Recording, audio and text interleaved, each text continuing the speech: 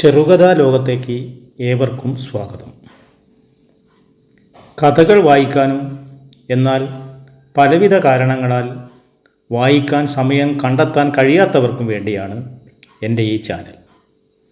ഈ ചാനലിൽ വരുന്ന കഥകൾ നിങ്ങൾക്കിഷ്ടപ്പെട്ടാൽ അഭിപ്രായങ്ങൾ അറിയിക്കുക, നിർദ്ദേശങ്ങൾ തരിക, ഷെയർ ചെയ്യുക, സബ്സ്ക്രൈബ് ചെയ്യുക. പ്രിയരെ, ഇന്ന് ഞാൻ പറയുന്ന കഥ മലയാളത്തിൻ്റെ പ്രിയപ്പെട്ട എഴുത്തുകാരൻ അക്ബർ കക്കട്ടിലിൻ്റെ പ്ലാസ്റ്റിക് എന്ന കഥയാണ്. ഇനി കഥയിലേക്ക്. ഉഷാറാണിയുടെ വീടടുക്കും തോറും നെഞ്ചിടിപ്പ് കൂടുന്നു. രണ്ടാം തവണയാണ് ഇങ്ങോട്ട് വരുന്നത്. ആദ്യ തവണ ആരുടെയും ശ്രദ്ധയിൽപ്പെടാതെ വന്നു പോകാനായി. ഇന്നും അങ്ങനെ തന്നെയാവണമെന്നുണ്ടോ? പ്രതീക്ഷിക്കാതെ എന്തെല്ലാം നൂലാമാലകളാണ്. 10ാം ക്ലാസ് സിയിലെ ആതിരയുടെ അമ്മയാണ് ഉഷാറാണി. ചില PTA യോഗങ്ങൾക്ക് അവരെ കണ്ട പരിചയമേ ഉണ്ടായിരുന്നുള്ളൂ. അവരുടെ നിൽപ്പും ഇരുപ്പും നടപ്പുമെല്ലാം ആരു കണ്ടാലും ഒന്ന് നോക്കിപ്പോകും വിധം വശ്യമായിരുന്നു. അതുകൊണ്ട് അവർ വരുമ്പോൾ ഈ വർഷം റിട്ടയർ ചെയ്യുന്ന ശങ്കരൻ മാഷ് മുതൽ പുതുതായി ചേർന്ന സുമീഷ് മാഷ് വരെ ഒന്ന് പ്രകാശിക്കും. ആരെല്ലാമാണ് ഉഷാറാണിയെ ശ്രദ്ധിക്കുന്നതെന്ന് ഉറപ്പുവരുത്തി ലേഡി ടീച്ചേഴ്സെല്ലാം മറ്റു മെയിൽ ടീച്ചേഴ്സിനടുത്തേക്ക് ചിരി അയച്ചുകൊണ്ടേയിരിക്കും. PTA യോഗത്തിൽ അഭിപ്രായ പ്രകടനമൊന്നും നടത്തില്ല ഉഷാറാണി. പക്ഷേ അവിടെ ആളുകയും പാളുകയും ചെയ്യുന്നവരേക്കാൾ ആകർഷണ കേന്ദ്രമാവുക ഇവരാണ്. ഉഷാറാണിയുടെ ഭർത്താവ് ചന്ദ്രശേഖരൻ ഞാൻ അറിയുന്ന ആളാണ്. ഞാൻ PGക്ക് പഠിക്കുമ്പോൾ അയാൾ പ്രീഡിഗ്രിക്കുണ്ടായിരുന്നു. പലപ്പോഴും ഒരേ ബസ്സിലായിരുന്നു യാത്ര. ആളിപ്പോൾ വിദേശത്തെവിടെയോ ആണ്. നല്ലൊരു മോണോ ആക്ടുകാരനും മിമിക്രിക്കാരനുമായിരുന്നു ചന്ദ്രശേഖരൻ. PDC കാലത്തെ കോളേജിൻ്റെ മൊത്തം ശ്രദ്ധ പിടിച്ചുപറ്റിയിരുന്നു.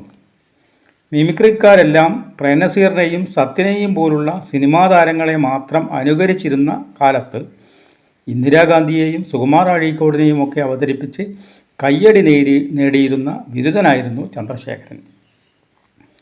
ചന്ദ്രശേഖരൻ്റെ ഭാര്യയാണ് ഉഷാറാണിയെന്ന് ഏതോ സഹപ്രവർത്തക പറഞ്ഞാണ് അറിഞ്ഞത്. ഒരു നാൾ ക്ലാസ് കഴിഞ്ഞ് സ്റ്റാഫ് റൂമിലേക്ക് നടക്കുമ്പോഴുണ്ട് പിന്നിൽ നിന്ന് സർ എന്നൊരു വിളി. നോക്കുമ്പോൾ ആതിരയാണ്. ക്ലാസ്സിലെ നല്ല അടക്കവും ഒതുക്കവുമുള്ള കുട്ടി.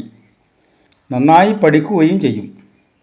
ഉഷാറാണിയുടെ വെളുപ്പല്ല, ചന്ദ്രശേഖരൻ്റെ ഇരുനിറമാണ് ആതിരയ്ക്ക് കിട്ടിയിരിക്കുന്നത്. പക്ഷേ മുഖം ഉഷാറാണിയെ മുറിച്ചു വെച്ച പോലെ. പിന്നെ 5 മിനിറ്റിൻ്റെ സംഭാഷണ സുഖം തരുന്ന ആ ചിരിയുമുണ്ട്. എന്താ മോളെ? അടുത്തെത്തിയ ആതിരയോട് ഞാൻ ചോദിച്ചു. അമ്മയെ ഒന്ന് വിളിക്കാൻ പറഞ്ഞു. അവൾ ഒരു നമ്പർ എഴുതിയ കടലാസ് തുണ്ട് നീട്ടി. കാര്യം എന്താണെന്നറിയോ? അറിയില്ല സാർ. അവൾ തിരിഞ്ഞു നടന്നു ആ ചെറുചിരിയോടെ. ഞാനാകെ അങ്കലാപ്പിലായിരുന്നു. എന്തിനാണ് ഉഷാറാണി വിളിക്കാൻ ആവശ്യപ്പെടുന്നത്? അതിനുള്ള ഒരടുപ്പവും ഞങ്ങൾക്കിടയിലില്ല. ചന്ദ്രശേഖരനും ഞാനും തമ്മിൽ അറിയാമെന്ന് അവർക്കറിയാമായിരിക്കുമോ? അയാളുമായി ബന്ധപ്പെട്ട വല്ല പ്രശ്നവും സംസാരിക്കാനാവുമോ? സഹപ്രവർത്തകരോടും ഞാൻ ഇക്കാര്യം പറഞ്ഞില്ല. പറഞ്ഞാൽ വരുന്ന കമൻറ്റുകൾ ഊഹിക്കാനാവും. വേണ്ട, അതൊന്നും കേൾക്കേണ്ട. സ്റ്റാഫ് റൂമിൽ മറ്റാരുടെയും ശ്രദ്ധ കിട്ടാത്ത ഒരു നേരത്ത് ഞാൻ ഉഷാറാണിയെ വിളിച്ചു. 1000 കണ്ണുമായി കാത്തിരുന്നു നിന്നെ ഞാൻ എന്ന റിംഗ് ടോണിനിടെ അവർ ഫോണെടുക്കുന്നു. മാഷക്ക് ബുദ്ധിമുട്ടായോ? ഞാൻ 2 തവണ സ്കൂളിൽ വിളിച്ചിരുന്നു. ആരൊക്കെയോ ആണ് ഫോണെടുത്തത്. ഉള്ളിൽ തേൻ കിനിയുന്ന ശബ്ദം. എന്നോടാരും പറഞ്ഞില്ല. എന്തായിരുന്നു കാര്യം? എനിക്ക് മാഷെ ഒറ്റയ്ക്കൊന്ന് കാണണം. മോള് പോലും ഇല്ലാത്ത നേരത്ത്. മാഷക്കൊന്ന് ഇവിടം വരെ വരാൻ ബുദ്ധിമുട്ടാവുമോ? ഞെട്ടി. ശരിക്കും ഞാൻ ഞെട്ടിപ്പോയി. ഒരു പ്രതിസന്ധിയിൽ ചെന്നുപെടും പോലെ എനിക്ക് തോന്നി. എന്തായിരിക്കും വിഷയം? ഉഷാറാണി പറഞ്ഞോളൂ. ഇപ്പോൾ എൻ്റെ അടുത്ത് ആരുമില്ല.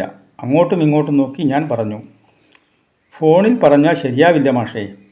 മാഷൊന്നിവിടെ വരെ വന്നേ പറ്റൂ പ്ലീസ്. ഒടുക്കം ആ സ്നേഹസമ്മർദ്ദത്തിന് എനിക്ക് വഴങ്ങേണ്ടി വന്നു. അവൾ നിർദ്ദേശിച്ച പോലെ പിറ്റേന്ന് നിശ്ചിത സമയത്ത് ഞാൻ ചെല്ലാമെന്നേറ്റു. ഒരു പൊതുപ്രവർത്തകനെന്ന നിലയിൽ ഒരു സ്വകാര്യ സന്ദർശനത്തിന് പരിമിതിയുണ്ട്. മാത്രമല്ല ആളുകൾക്ക് എന്തും പറയാവുന്ന കാലവും. എങ്കിലും ഒന്നുണ്ട്, സ്വന്തം ശിഷ്യരുടെ അമ്മയാണ് കാണണമെന്ന് പറയുന്നത്. അവർക്കെന്തോ രഹസ്യമായി പറയാനുണ്ട്. അതെന്താണെന്നറിയില്ല. പിന്നെ എനിക്കറിയാവുന്ന ആളുടെ ഭാര്യയും അങ്ങനെ പോയി നോക്കിയതാണ്. വേണ്ടി വന്നാൽ ആരോടും ഇക്കാര്യം പറയാം. സ്റ്റാഫ് റൂമിലും പറയാം. അവിടെ ആക്കലും കളിയാക്കലും ഒക്കെ ഉണ്ടെന്ന് ശരിയാണ്. പക്ഷേ വിഷയം ഗുരുതരമായാൽ എല്ലാവരുടെയും സമീപനവും മാറും, സീരിയസ് ആവും. അങ്ങനെയാണ് ആദ്യ തവണ ഞാൻ ഉഷാറാണിയുടെ വീട്ടിലെത്തുന്നത്. അവൾ എന്നെ കാത്തിരിക്കുകയായിരുന്നു. സ്കൂളിൽ ചുരിദാറിൽ മാത്രം വരാറുള്ള ഉഷാറാണി ഇപ്പോൾ ഓമനത്തിങ്കൾക്കിടാവോ എന്ന് പാടിപ്പോകുമാറ് കസവു സാരിയും ബ്ലൗസിലുമാണുള്ളത്. വരൂ മാഷേ. അവർ എന്നെ സ്വീകരണ മുറിയിലേക്ക് ആനയിച്ച് സോഫയിലിരുത്തി. പിന്നെ അകത്തുപോയി ഒരു ജ്യൂസ് കൊണ്ടുവന്നു. മുഖാമുഖം ഇരുന്ന് ഉഷാറാണി സംസാരിക്കുകയായി. ഞാൻ ഒരിക്കലും പ്രതീക്ഷിക്കാത്ത ഒരു കാര്യമാണ് അവർ പറഞ്ഞത്. പെട്ടെന്ന് ഒരാൾ കേട്ടാൽ വട്ട് എന്ന് പറഞ്ഞ് തള്ളുന്ന കാര്യം, ചിരിച്ച് മാറ്റിവെക്കാവുന്ന ഒരു കാര്യം.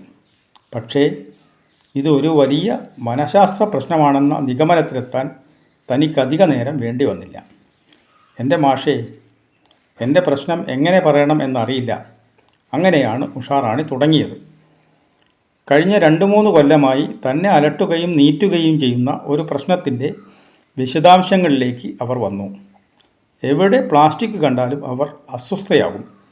കൺമുമ്പിൽ നിന്ന് അതുടനെ മാറ്റിയില്ലെങ്കിൽ ഒന്നും ശരിയാവില്ല. അത് മാറ്റാതെ തൊട്ടടുത്തെങ്ങാൻ ഉണ്ടെന്നിരിക്കട്ടെ, പിന്നെ കാണുന്നവരോടും ഇടപെടുന്നവരോടും എല്ലാം വലിയ ദേഷ്യമാവും. വെറുതെ തട്ടിക്കയറും. ഇങ്ങനെ അനാവശ്യമായുണ്ടാക്കിയ കുഴപ്പങ്ങൾ ചില്ലറയൊന്നുമല്ല. ആ സാധനം മാറ്റിവെച്ച് വന്നാലേ മൂഡ് നേരെയാവും. വിളിച്ചു വരുത്തി ഒരു തമാശ കേൾപ്പിക്കുന്നത് പോലെയാണ് എനിക്കാദ്യം തോന്നിയത്.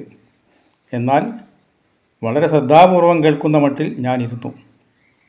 ഗൗരവത്തോടെ കേൾക്കുന്ന ഒരാളെ അവൾക്കാവശ്യമുണ്ടായിരുന്നു എന്ന് വഴിയെ എനിക്ക് ബോധ്യപ്പെടുകയും ചെയ്തു. ഉഷാറാണി തുടരുകയായിരുന്നു. കാലക്രമേണ കൺമുമ്പിൽ നിന്ന് മാറ്റിയാലും പോരാ, അവ കുഴിച്ചിടണം എന്ന അവസ്ഥയിലേക്ക് ഞാൻ മാറി. സ്വീകരണ മുറിയിൽ നിന്ന് കാണാവുന്ന ദൂരമുള്ള പറമ്പിലേക്ക് ചൂണ്ടിക്കൊണ്ട് അവർ തുടർന്നു. കണ്ടില്ലേ, അതെല്ലാം ഞാൻ കുഴി കുത്തിയ അടയാളങ്ങളാണ്. കുറേ നേരത്തേക്ക് പിന്നെ മൗനമായിരുന്നു. പൊടുന്നനെ അവൾ അപേക്ഷിച്ചു, മാഷ് എന്തെങ്കിലും ഒരു വഴി കണ്ടുപിടിച്ചു തരണം. ഇങ്ങനെ പോയാൽ എനിക്ക് തുടർന്ന് ജീവിക്കാനാവില്ല. വല്ലാത്ത ഇടർച്ചയുണ്ടായിരുന്നു ആ ശബ്ദത്തിൽ. ആ ഇടർച്ചയോടെ അവർ വീണ്ടും, ഇപ്പോൾ പുതിയ ഒരു ഘട്ടത്തിലെത്തിയിരിക്കുകയാണ് എൻ്റെ നില. മാഷക്ക് വേഗം മനസ്സിലാവുമെന്നുള്ളതുകൊണ്ട് ഞാൻ ചുരുക്കി പറയാം. മിനിയാന്ന് ഞങ്ങൾ പുതുതായി വാങ്ങിയ പറമ്പിൽ പണിയെടുക്കുന്നിടത്ത് പോയിരുന്നു. അങ്ങോട്ട് വാഹന സൗകര്യമില്ലാത്തൊരു ഭാഗത്ത് തന്നെ 2.5 കിലോമീറ്റർ നടക്കണം. പണിക്കാർക്ക് കൂലിയും കൊടുത്ത് ഞാൻ കോണി ഇറങ്ങുമ്പോൾ ഒരു പ്ലാസ്റ്റിക് കവർ കണ്ടു. കൂടെ ആളുകളുള്ളതുകൊണ്ട് ഞാൻ അത് ഗൗനിക്കാതെ മടങ്ങി. പിന്നെ ഇങ്ങോളം അലോസരമായിരുന്നു, ആദി പിടിച്ച പോലെ. പിന്നെ ഞാൻ എന്തു ചെയ്തെന്നോ, അത്രയും ദൂരം തിരിച്ചു നടന്ന് ആ പ്ലാസ്റ്റിക് കവറെടുത്ത് അവിടെ തന്നെ കുഴിച്ചു മൂടി. അതിനുശേഷമാണ് ശ്വാസം നേരെ വീണത്. അവർ കരയാൻ തുടങ്ങി. ഉഷാറാണി ഈ വിഷയം അവതരിപ്പിക്കാൻ എന്തുകൊണ്ട് എന്നെ തന്നെ തിരഞ്ഞെടുത്തു എന്ന് കുറേ നേരമായി ഞാൻ ആലോചിക്കുന്നുണ്ടായിരുന്നു. അവർ പറയാതെ തന്നെ എനിക്കതിനുള്ള ഉത്തരം കിട്ടി. ഗ്രാമം പ്ലാസ്റ്റിക് വിമുക്തമാക്കാനുള്ള ശ്രമങ്ങൾക്ക് ഞാൻ നേതൃത്വം നൽകിയിരുന്നു. അതിനെക്കുറിച്ച് PTA മീറ്റിങ്ങിൽ പോലും ഞാൻ ക്ലാസ് എടുത്തിട്ടുണ്ടായിരുന്നു. ഉഷാറാണി ഇങ്ങനെ നെർവസ് ആകാതിരിക്കുക. ഇത് ഒരു മാനസിക പ്രശ്നമാണ്. അതിന് മെഡിക്കൽ സയൻസിൽ വഴികളുണ്ട്. അവർ ജിജ്ഞാസയോടെ എന്നെ ഉറ്റുനോക്കുകയാണ്. വല്ലാത്ത ഒരു പ്രതീക്ഷ ആ കണ്ണുകളിൽ. ആട്ടെ, ചന്ദ്രശേഖരൻ അറിയില്ലേ ഇക്കാര്യം? മാഷക്കറിഞ്ഞൂടെ ചന്ദ്രനെ? എല്ലാം തമാശയല്ലേ? ഞാൻ പറഞ്ഞപ്പോൾ പറയുക, ആ പ്ലാസ്റ്റിക് കുഴിച്ചിടുമ്പം കൂട്ടത്തിൽ ഒരു വെണ്ട വിത്തോ ചീര വിത്തോ കുഴിച്ചിടാൻ, അല്ലെങ്കിൽ ജമന്തിയുടെ വിത്ത്. ഉഷാറാണി മറ്റൊരു കാര്യം കൂടി പറഞ്ഞപ്പോൾ പ്രശ്നത്തിൻ്റെ ആഴം ശരിക്കും മനസ്സിലായി. അവർ ഒരു ജമന്തി വിത്ത് കുഴിച്ചിടുന്നതായി സ്വപ്നം കണ്ടത്രേ. അത് മുളച്ച് പൂവായപ്പോൾ പ്ലാസ്റ്റിക് പൂവ്. അലറി നിലവിളിച്ചപ്പോൾ ആതിര തട്ടി ഉണർത്തിയതാണ്. ഉഷാറാണി അടുത്തിരിക്കുമ്പോൾ ആ ശരീരത്തിൽ നിന്ന് ഏതോ ഒരു പ്രകാശം എന്നിലേക്ക് പ്രസരിക്കുന്നത് പോലെ തോന്നിയിരുന്നു. അഴകൊരുടലാർന്ന പോലങ്ങനെ എന്നൊക്കെ ചങ്ങമ്പുഴയ്ക്ക് എഴുതാൻ കഴിഞ്ഞത് ഇതുപോലൊരു ഉഷാറാണിയെ കണ്ടിട്ടായിരിക്കാമെന്ന് തോന്നിയിരുന്നു. ആരും കൊതിച്ചു പോകുന്ന ഇങ്ങനെയുള്ള ഉഷാറാണിമാരെ കിട്ടുന്ന ചന്ദ്രശേഖരന്മാർക്ക് അവരെ ഉൾക്കൊള്ളാനോ പ്രശ്നങ്ങൾ മനസ്സിലാക്കാനോ സാധിക്കുന്നില്ല. ഇത്തരം പ്രകൃതി നിയമമാവാം.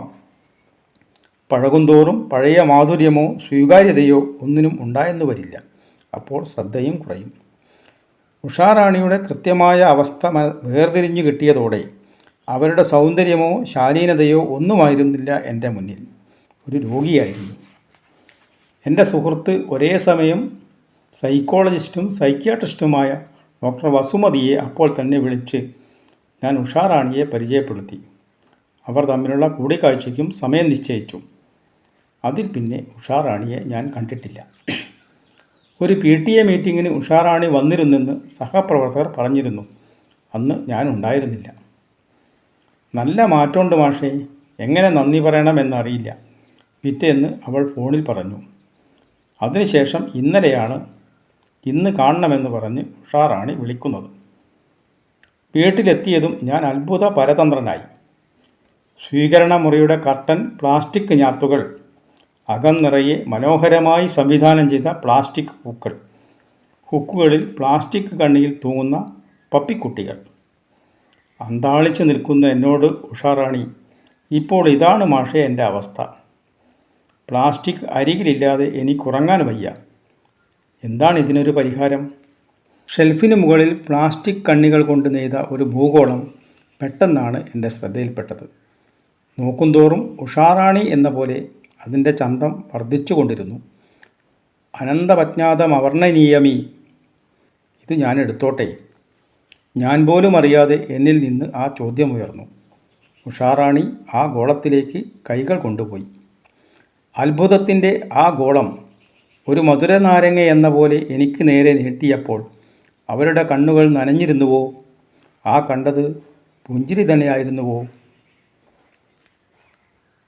അക്ബർ കക്കട്ടിലിൻ്റെ പ്ലാസ്റ്റിക് എന്ന കഥ ഇവിടെ അവസാനിക്കുന്നു. നന്ദി, നമസ്കാരം. ഈ കഥ നിങ്ങൾക്കിഷ്ടപ്പെട്ടാൽ അഭിപ്രായങ്ങൾ അറിയിക്കുക, സബ്സ്ക്രൈബ് ചെയ്യുക, ഷെയർ ചെയ്യുക.